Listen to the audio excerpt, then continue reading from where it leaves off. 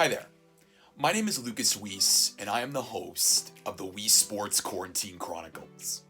For today's episode, I'm being joined by Ro Russell. Ro is the head basketball coach at Crestwood Preparatory College in Toronto, as well as the founder of Grassroots Elite Basketball Program. In today's episode, we chat about how Ro got into basketball coaching, his experiences working with NBA players like Tristan Thompson and Corey Joseph, the challenges of transforming Crestwood into a basketball program, and the state of Canada basketball. If you enjoy the Weesports Quarantine Chronicles, make sure to subscribe to my YouTube channel at the bottom right hand of your screen. This is episode 9 of the Weesports Quarantine Chronicles. All right, on today's episode of the Weesports Quarantine Chronicles, I am pleased to be joined by Coach Ro Russell. He's the head basketball coach at Crestwood Preparatory College and the founder of Grassroots. Ro, thanks so much for joining me today on the Weesports Quarantine Chronicles. How are you? I'm doing pretty good. Thanks for having me. And for those of you who have been following me, of course, I had the pleasure of covering Coach Ro and his Crestwood team win the CISA championship at the end of February. And it feels like yesterday, Coach, when that happened, when society was normal, and then less than a month later, we're at home in quarantine and all classes are done via virtually. So it must have been a whirlwind of an experience for you, winning CISA, winning OFSA, and then going into quarantine less than a month later. Yeah, definitely. It's still surreal. I feel like I'm in a movie, in terms of like, is this real? Is this really going on? Like, we just won OFSA. We're doing March break camp, and now we got to shut it down, and now we got to stay inside our house. We can't get inside our gym. We can't do AAU. Coaches can't come up and see our guys. So it's, it was a big shocker. But, like any society, like any, like how I am, you just got to roll with the punches and do the best you can and just wait for, everything to open up. So that's what we're doing. Well, it's funny that you mentioned that you think you're in a movie. They did make a movie, and it's called Contagion. So I don't know if you've seen that movie, but I wouldn't recommend watching it. But it's definitely it definitely paints the picture of what we're currently living in. But I wanted to start this interview off, Coach, with your experience with basketball, and what do you remember about those early moments in your childhood that got you involved in loving the sport? To be honest with you, I was a hockey player, to be honest. Oh, wow. In terms of when I was younger, I played hockey from the age of 9 to 12, because I lived in a predominantly European area. So most everybody played hockey, and so I played hockey at that time, and I trying to get fixed up a little bit here. I played hockey at that time, and I didn't even play basketball. And what happened was, playing a hockey game in the playoffs one day in MTHL, I had a hat trick, and after the game we won, and I didn't get no recognition for it. And during the game, people were kind of throwing a lot of racial slurs to me, being the only black player in the whole entire league. And, as a 12-year-old, kind of hits you pretty strong, right? Mm-hmm. Why I'm doing something good. I love everybody, regardless of their skin color, why they hating on me. So after that, I decided I was going to quit. So I handed in my pads and my jersey and my helmet and my bag with all my skates and everything, and I was out. And I said, okay, what am I going to do now at 12 years old? And, walking home one day, I saw these guys playing outside basketball outside in the outdoor courts. And I said, hey, that looks pretty cool. I've seen that on TV before in the NBA, so let me try that. Because at that point, I wasn't even an avid basketball player. And I tried it and hit my first shot. And then I said, okay, this is the sport I'm going to play. And then the rest is history. And then I had to catch up to the guys that were playing basketball since they were 5, 6 years old, and they're a lot better and more experienced than me. So that's where my passion came. That's where my love came. That's where my work ethic came. My training mindset came, because I had to catch up to them. So when guys were playing one-on-one, scrimmaging, 21, all these things, I was a guy on the other side that was working on my game. That was watching, games on TV on Sunday afternoons, NBA on Saturday afternoons, college basketball, and writing down in my little notepad, the drills that I had to use. So that's basically what I did to catch up. And then once I caught up to those guys, I decided that I was going to start training them, because they said, yo, you got better than I did. What did you do? So I started charging guys $1 an hour to train them. And then it kicked off from there. And when you mentioned that you used to watch college basketball and the NBA, were there any players that you really had your eyes focused on in terms of doing the game right, playing the game right, and showing off their entire skill set? Yeah, the two guys that I'd watch and use them as my model to work on my footwork, my moves, my dribbling, the mentality, were Michael Jordan and also Magic Johnson. Those are the guys I sort of, were looking to say, hey, look what he's doing. Look how he did that, and just went from there in terms of, those guys were the models, and so there's two pretty good models that you learn from coming up. No kidding. And I know basketball fans in the present day are being treated to The Last Dance. Have you had a chance to watch that documentary during quarantine? Yeah, I did. I watched all 8 episodes so far, and you know what's coming on, and you got your popcorn, and you got your big screen, and you're ready to watch every moment and see all the behind the scenes stuff and what the really mentality was, and what made him such a great player. There's a lot of debate about who's the best player of all time, MJ or LeBron or Kobe, but like, come on, man. Like, to me, there's no debate. There's no debate. I agree. I felt he was the best ever at that point in the early 80s, and I still feel that way 30 years later. You know what I'm saying? So, but it was great to see, his mentality, what he went through, and, the whole nine. So it's been really cool to, watch all the 8 episodes. I'm waiting for hopefully the last 2, the 9 and 10. Where's the 9 and 10 coming out? Well, it's supposed to come out next Sunday. It's supposed to come out next Sunday. And, of course, that's going to be where he makes that epic final shot in the 1998 NBA Finals, Game 6, which would happen to be his last shot as a Chicago Bulls. So, yeah, definitely. Can't wait for that. Yeah. And, Coach, I just want to go back to something earlier that you said about, your experiences playing hockey that you mentioned. And, of course, it ended in a negative way. And I'm just sort of curious if those moments of adversity that you experience on the ice and the backlash that you received, did that give you added motivation and a chip on your shoulder going forward when you then shifted over to basketball, that you wanted to be validated, you wanted to have, succeed and really revel in that, success? Yeah, I learned a lot from those experiences and that particular incident, because of when I came home, I was really distraught that that's how people were talking to me and that's how they perceived me.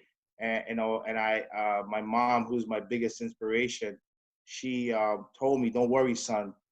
Sticks and stones may break your bones, but names will never hurt you." And that always stuck with me since then, because, so what? Say what you have to say. It's not going to do nothing to you. You just use it as motivation, which I started to do, and, have that chip on your shoulder to prove them wrong and prove them that I can do just as good as anybody else, maybe even better if I have that work ethic. And so that was my motivation, my inspiration, my incentive, everything to work even harder and to go forward and do great things. And speaking of great things, you then went on to create the AAU and the grassroots. Can you just describe how that came into fruition and how those organizations have been so vital in developing basketball talent? Yes, I was coaching at this league, this spring summer league at George Brown College downtown back in the mid to late 80s after I finished playing at Runnymede High School. And we had an all-star game, and the all-star game, was really, really high level.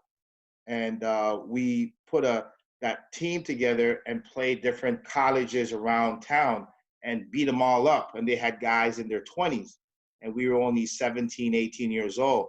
So I was like, there's got to be something else for them. There's got to be somewhere else rather than just the immediate area. And I was like, what's going on in the U.S.? And everybody I talked to was like, I don't know what's going on. I never went over there, so I don't know. So I was like, you know what, I'm going to do some research. So I had to dial 0, or, I think I had to dial like this. Oh, wow. Old-fashioned way.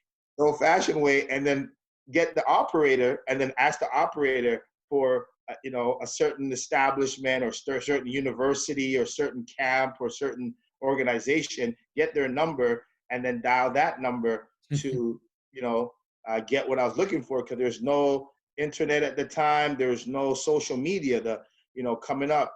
And so you had to start from scratch. I think the only thing they had going on was AOL, and I think they had Messenger, MSN Messenger, were the only two things that was going on. And so it was hard to use anything else. And then I started to, find out more about AAU. So I brought a team down to Buffalo, and started to do some things. And they were like, yo, you got ballers in Canada? Like, these guys can play. And then so they said, hey, you should go down to Philadelphia. You should go to New York City. You should go to Chicago. You should go to these, Detroit, to, really showcase your talent and get exposure. So I started to put teams together and start to work out every day. And, we had a lot of gyms back then, because I called the city, and they wanted to have the kids stay off the streets, And so back then it was like, sure, we'll give you this gym. We'll give you that gym. We'll give you this gym. So I had a lot of gyms that time, and I would just put a message on, send a message to someone's pager. And all of a sudden I had like 60 kids in the gym. Wow. And then we would just get after it. And who's the top 20 guys? We're going to bring 2 teams to the States, and the other 40 guys got to wait till next time. And so it was a pure time, because guys weren't entitled. They weren't privileged. They were old school, hardworking. This is my only shot. Let me prove it now. All those, old school values they had. And, we went down there and we first got our butts kicked, because we played against a team from Philadelphia that Alvin Williams was playing with. And they beat us by 35. And they kept the press on the entire game. And they kept the starters on in the fourth quarter. And they're like, hey, we're not going to let no team from Canada come down here and beat us up. And that made me understand what AAU is all about. And I said to myself, I'll never forget that, And so, you come back and you bring that to the guys, and then, you kind of instill those values, to get them ready for AAU and to get them ready for college. And that's how we got started. And what does this exposure to the U.S. do for a Canadian kid and all these kids that you had the chance to coach? It must have allowed them just to see, like you said, not only the skill level, but also the values that they need to possess if they wanted to take the next step in their careers. Yeah, definitely. Because before that, you just did what you knew, what you were accustomed to. Because, AAU hadn't got out there like that because it's a different animal. You might be good in Toronto, you might be good at your high school, but now you're playing with the best players in the world or the guys that are saying, hey, I want to go to the NBA. I'm not going to let no one take that away from me. So I had to, recondition the guys, to have that mentality to be able to compete like that and play like that in order to, get to that next level and to have them be ready for when they go to college. You had the chance to work with Tristan Thompson, Nick Stauskas, Corey Joseph. I'm curious, do you have any stories from those guys, from working with those guys in terms of what they were like from a work ethic perspective, from a skill perspective at that age when you worked with them? Oh, definitely. One of the first things I think about is the fact that Tristan was from Brampton, like northern Brampton. Um, Corey was from Durham, like, and the Ajax going into Whitby. Mike Kabongo was down by Lakeshore area. Nick Staskis and Brady Heslop were from, Burlington, the eastern area or the western area of Mississauga. And those guys never said, I can't come to practice. I don't know how to get there. They jumped on the GO train. They took the GO bus. Tristan took 4 buses. Mike took walk, subway, another bus, another bus. They did what they had to do to come to the gym. They never said, I can't make it because I don't have bus fare or I don't have a ride. And these guys could say that because they were, really good players. They were phenoms. So they could say, Coach, you got to pick me up.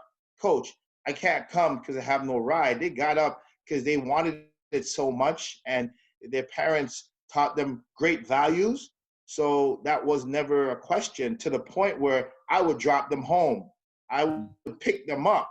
I would get a ride for them. I would, go out of my way for them because they showed that, determination and that old school mentality of, you got to grind to shine. That was our motto. You want to get there, you got to grind first, and you can't worry about, whatever. You just got to go and get it after it, no matter all reasons everywhere. You just got to go and do it. And so, that was great about that class of guys.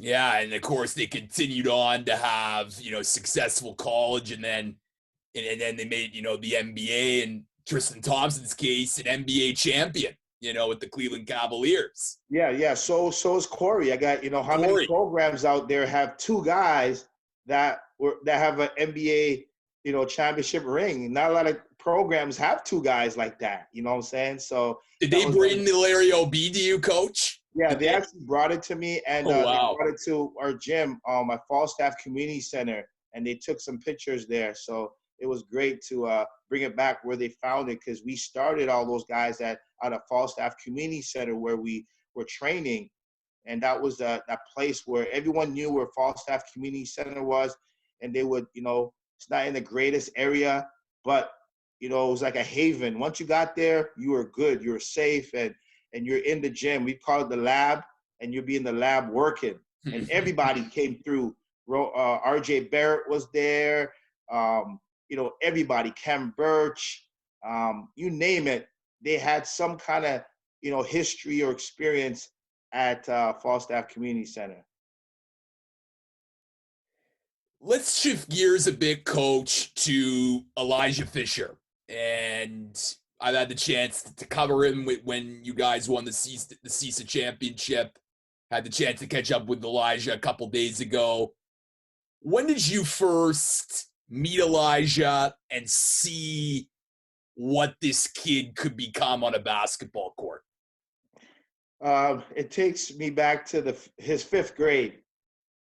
We were playing this local annual tournament called the Top Gun Tournament, and we normally bring older teams into this event.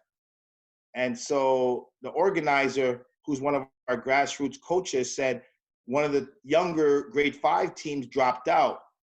So he wanted to, have a replacement. So if I could help him. So I said, okay, let me make some calls. So a lot of our guys had their little brothers shooting around at halftime and in between practices all the time. So, there was a good crop of young guys around, the practices. So I said, hey, what grade are you guys in? And they said grade 5. So I said, perfect. So let's get this grade 5 group together and let's fill this spot in the tournament. And so I put the team in and I said, okay, I got like 9 guys. I need a couple more. And I said, do any of you guys have any teammates on your club teams that we can get? And then one of our guys, Jermaine, he said, yeah, this kid named Elijah Fisher plays on my team. I could bring him. He's kind of tall. So I said, whoever this little kid is, just bring this little guy, you call him Elijah. Bring that guy. Little did I know. Little did you know. Yeah. And so he came and we actually won the championship, right? Against we upset a lot of favorite teams that were annual teams and we beat them all up. And I was watching Elijah in the championship game and he was getting rebounds, elbowing guys and dribbling it right hand all the way down and scoring coast to coast layups and blocking shots and being aggressive and stuff. And I was like, who's this kid at the 5th grade? Because usually they don't have that kind of aggression. You know what I'm saying? Mm-hmm. And I looked over to the stands to see, which parent was talking to him and who's he looking at. And then when I kind of matched it up to his father, I went across to the other side and I said, hey, are you that number, 10's father? And he's like, oh, are you Coach Ro Russell? And I said, oh, you know who I am. And he's like, hey, man, when I was in high school, I was trying to play for your grassroots team, but I couldn't really get that connection. And I said, okay, well, hey, if that's your son, then maybe we could get him going. And he's like, man, I was looking for you. So, you'd be the guy that would help my son, get better and, and go on this journey to that level.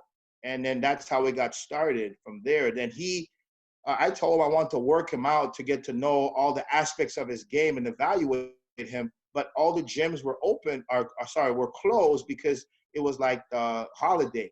So I found a gym all the way in Burlington and he lived all the way in Oshawa. Wow. So I said to him, hey, this is the only gym that's available. Can you come there? And they said, let me ask Elijah. So they asked Elijah. Elijah's like, yo, I want to go wherever there's ball, wherever I can get better. Mom and dad, can you take me? So then they said, okay. So they must have been like hour and 45, 2 hours to get there. And they drove all the way there.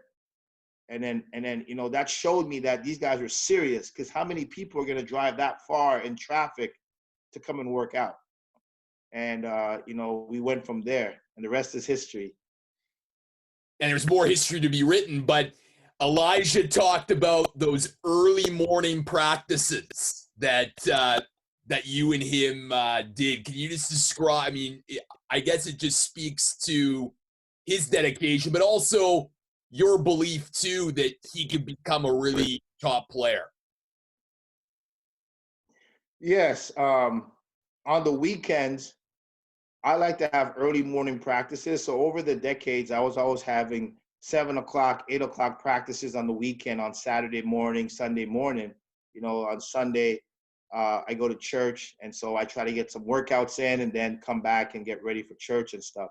And so because Elijah liked to work out like for 2-3 hours, not for an hour. Usually I go an hour and then another kid comes in and then an hour with him. Elijah was trying to stay in the gym for like 3 hours. And so I was like, we're going to have to start earlier to make up for that time. So I was like, maybe we could go 6 o'clock in the morning. And then Elijah was like, yeah, let's go. Let's do it. Whatever. And his parents are like, oh, man, we got to wake up at 6.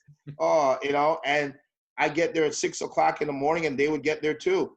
And he was ready to work. He'd take his stuff off. I teach him how to warm up and foam roll and stretch and all that stuff. And he was ready to go. So we had that regimen of like, 6 o'clock in the morning workouts, and he just got accustomed to it where he was waking up his parents, banging on their doors like, mom and dad, let's wake up. We got to go to practice, And, he just had that ridiculous mindset. So he got a lot better early because he was a center, right? And then he got to where he was a 5'4", like a power forward center. Then he was a power forward. Then he was a face-up forward. And then he was a wing forward. And then he was a wing. And then he became a wing guard. And then he became a guard. And now he's a combo, So he worked so hard to master every section of a position to where he could comfortably play the point guard position and lead our team if he wants. He plays a point on my grassroots team, Adidas sponsored team, and he also played point guard and combo with our Crestwood team this year. So he's really worked hard, extra hard to get where he is. Well, that's what I noticed just in the CISA championship alone, that he can do so much at such a young age on both ends of the floor. Like, he can show off his dunking ability, all alone to the hoop in transition, but he could also really get up in the opposing team's face and really play hard, tight defense. How did you evaluate his freshman year with Crestwood? He really grew as a person in terms of his mentality, his work ethic, his IQ, because I run a lot of stuff. I'll run a different play every possession. I'll have a different defense every time a team, comes down after we score. We go into a certain defense if we miss, a certain defense if we score, a certain defense if they score twice, and all these different things. And he knew exactly what it is.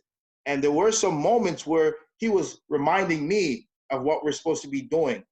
You know what I'm saying? So he was a true student of the game, at a very young age. And we played against some stiff competition. We played against Orangeville Prep, Henry Carr, Central Tech, Bill Crothers, all these teams in the OSBA. And he was going against them toe-to-toe. He had 44 points against Orangeville, in one of his first, it might have been his first OSBA game that he played. And he had 44 points. And that was without my starting point guard, Trayvon Thomas.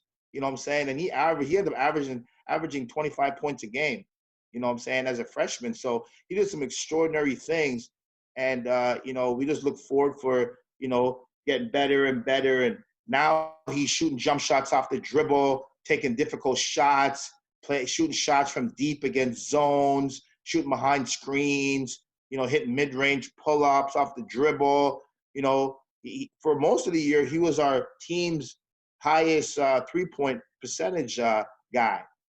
So he, every aspect of his game, he's getting better and better. He probably shot about 62% from the foul line, and he saw that that's something he has to work on. So up until we went to the OFSA championships, he was in the gym all the time working on his foul shots until he shot like 80% in OFSA, and so he's going to get better in all areas.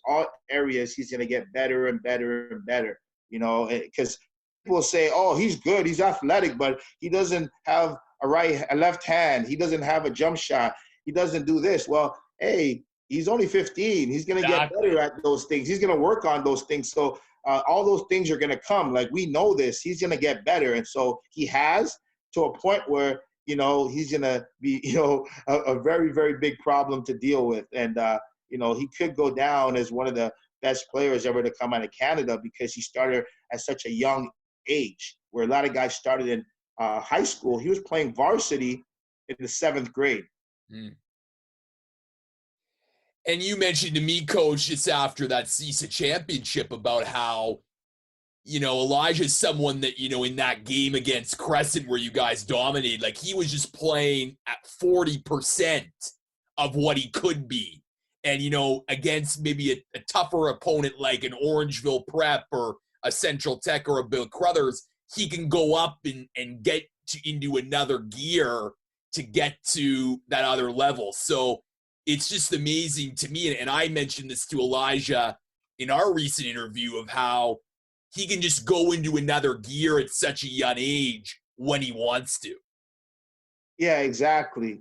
I'd like him to play hard anytime he steps on the court, but sometimes he's such a team player and he's a very willing passer that he'll get other guys involved and let other guys have that moment and that opportunity. But when he sees now it's time to win, we got a big opponent, and we got to step up, then he'll step up. So he has a lot of attributes that you can't teach that are extraordinary for a guy his age. And it's only going to get bigger and better every year. So it's kind of scary to see where his mentality is. He has an old school mentality in a new school environment. So it's pretty scary. And Crestwood won CISA, they won OFSA, and you guys got to go to the OSBA Final 8, but you guys lost to Bill Crothers in the quarterfinal round. And I'm just curious what a loss like that does for a player like Elijah's development and for your whole team of Crestwood as you prepare to go into next season. He's very driven. It hurt him because we actually beat Bill Crothers during the season at the Henry Card tournament. And he can't wait till next year. He keeps on asking me, who are all the recruits? Let me watch the videos. Where are they from? What's the schedule for the OSBA next year? So he's one of those guys, they're thinking about next year already. He's working on his game. He's on the outdoor courts in the basement, in the driveway, in the garage, on the trail. And he's working on his body, his game, and he's ready for the next time we get to play those guys. So he's very driven, right? And he's very hungry. And so, he's ready to play them now instead of next year, but he has to wait for that. So, he's like an elephant in terms of those kind of things where, I'm going to get you back. I won't forget this day, and so it kind of reminds me of one of the moments in the Last Dance documentary where when MJ came back from playing baseball and then, he didn't get a chance to really get in great shape and they lost, I think it was one of the rounds to Orlando. And then, he couldn't wait to start working, to meet them again. And then when he got them the following year, then it was like a whole different story. So I can see something like that happening with him and us next year. And, we have a whole group of guys. It's not, sure, Elijah is great and so forth, but there's other guys that, form both our grassroots program and our Crestwood program. And he's such a really good team player, even though he stands out. He's a willing passer. He'll find guys and he'll get guys involved. And there's times where I say, Elijah, you need to take charge and step up. And he's like, yeah, but that guy's open. You know what I mean? So he has kind of that LeBron type mentality that I'll take over, but I'm also going to find my teammates. You know what I mean? And so, it's a joy to watch him and watch him grow. Well, I think the moral of that Last Dance moment that you talked about is for Elijah to start in a movie like Space Jam, because when Michael was in Space Jam, he was practicing in between rehearsals, scouting the younger players. Exactly. Yeah, that's the kind of guy that Elijah is. And so, we've been documenting everything and just, going for this journey and, who knows where it's going to take us and take him and his family. But, it's exciting to be a part of it. And, I see, great success from him over the next several years. I want to speak about his future because recently we've seen the development of this GLeague development program where you're seeing guys like Jalen Green go to the GLeague instead of college and others. And I'm just curious. I mean, it's so early. I mean, Elijah's just going to be a sophomore, but Is that just another option that's on the table for a guy like Elijah to consider whether to go to the G League, depending on how well that does, versus an NCAA program and play college basketball? That's a really good question because I asked Elijah and also his parents about, the existence of that, G League uh, program they got going on out of high school to sort of have that gap year where you're training all year, you're having some competition, and you're, going through the whole process to then go in the draft.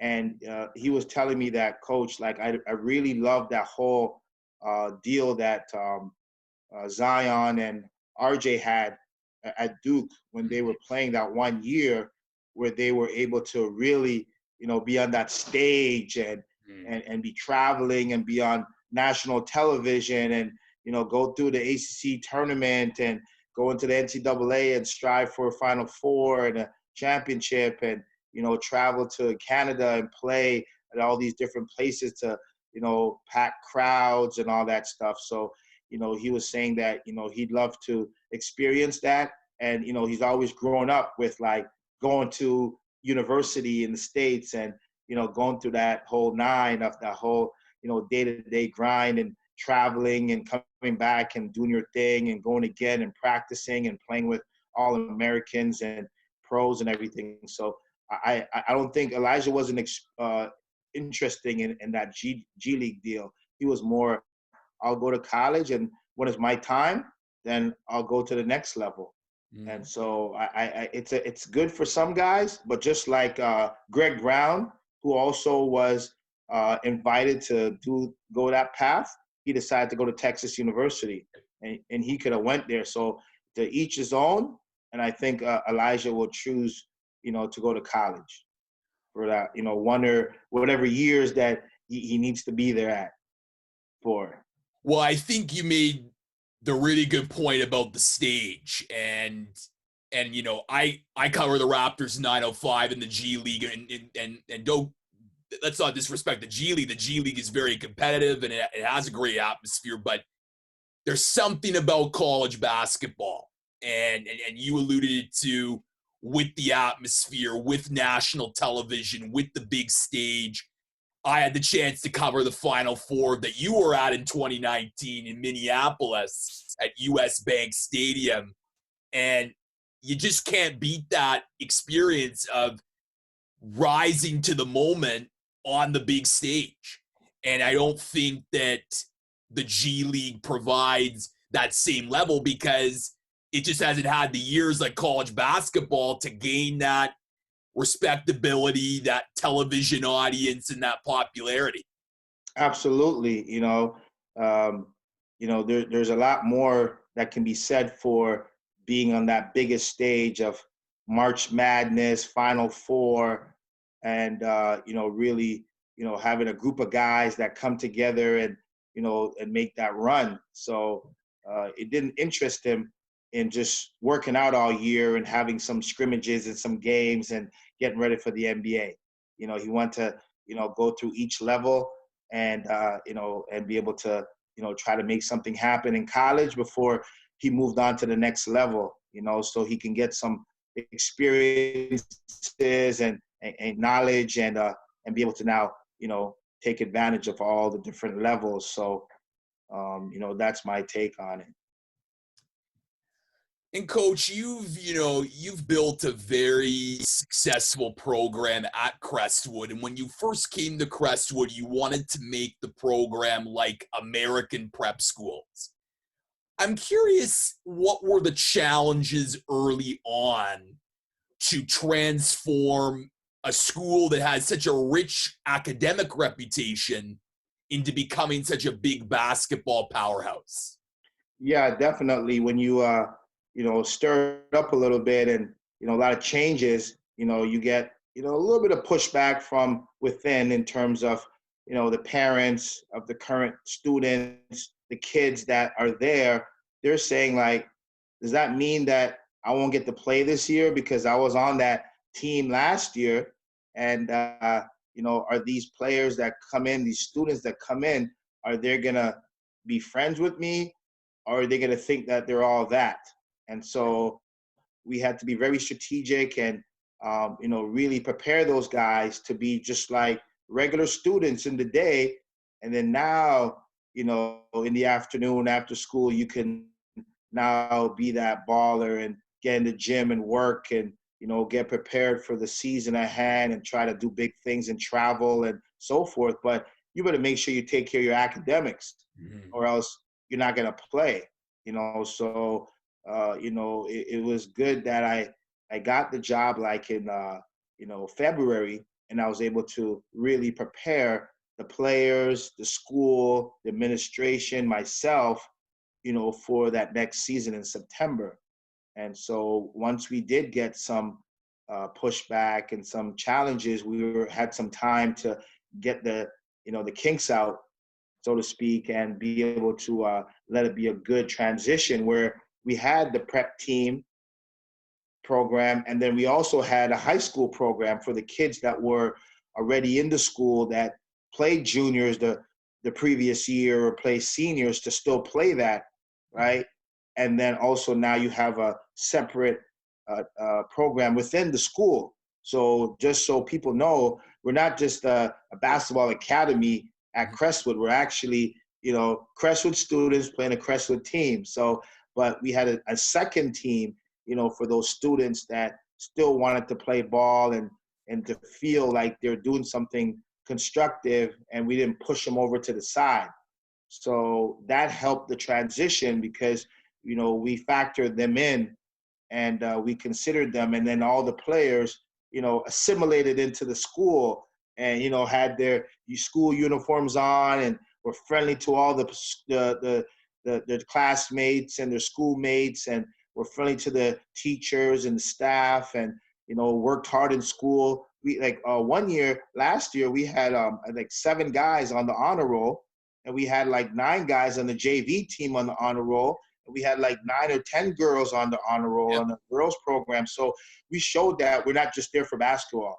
We're there for the experience, for the academics, as well as, what we're doing in building a really good basketball program. And we showed that, our boys won OFSA, by 20 something, and our girls were back-to-back OSBA champions. So, and they're all, signed scholarships to go a lot of D1 places and everything. So, we're doing it pretty big, and we're doing it the right way. And, you mentioned the program that you've built, and it's undoubtedly very successful, focus on athletics and academics. But, you're someone that has very deep relationships and connections with your players, and no better time for those relationships to shine than now during the pandemic, where, less than a month after you win OFSA, you're at home in quarantine. So I'm just sort of curious what that adjustment's been like. I know you mentioned off air to me that, you've been doing Zoom calls with your players, trying to organize trips to the States once this this pandemic passes. So I'm just curious, how are your players staying motivated, in shape during this quarantine? Well, we have a WhatsApp group that all the players are in, and we're sending them drills to do, and we're having group sessions and group chats, and we're putting forth ideas and future schedules, and the guys that are coming in and what to expect for next year, and words of advice. And we're doing a lot of interactive things with the guys, asking questions, doing quizzes on the team and basketball and the NBA and college. And, we're starting to, get their names out there with college coaches, and get the interest going, that when this does pass through, that, we can be able to move on to, regular as regular, I guess, the new normal, get ready for the new normal. And, we do a lot of Zoom workouts where, I'm demonstrating and our other coaches are demonstrating stuff to the players, and they're in their driveway, in their garage, in their basement, and they're doing all the drills that we're showing them. And then they're sending videos to us to show that they've been keeping up with it, and they've been doing it the standards we asked them to. So we've been very interactive with our guys, hitting them up all the time. How you doing? How's everything going? Making sure that their mind is right and they're engaged and they're doing well and they're positive, and so forth. Because it's, hitting a lot of families at different levels. Some people lost their jobs. Some people had issues at home with, their parents and siblings and all that stuff. And, people unfortunately, have family members, extended family that may have been affected by COVID directly in terms of sicknesses and possibly deaths, So, we just doing our best to keep them, together and connected. So when this passes over, we can resume, that new normal, whatever it is. And one final question for you, Coach, about just Canada basketball as a whole. And you've been very involved in the Canada basketball scene, as we've talked about, developing a lot of players. But it's experienced a great growth with a lot more Canadians getting drafted in the NBA. I know 7 were drafted in 2019.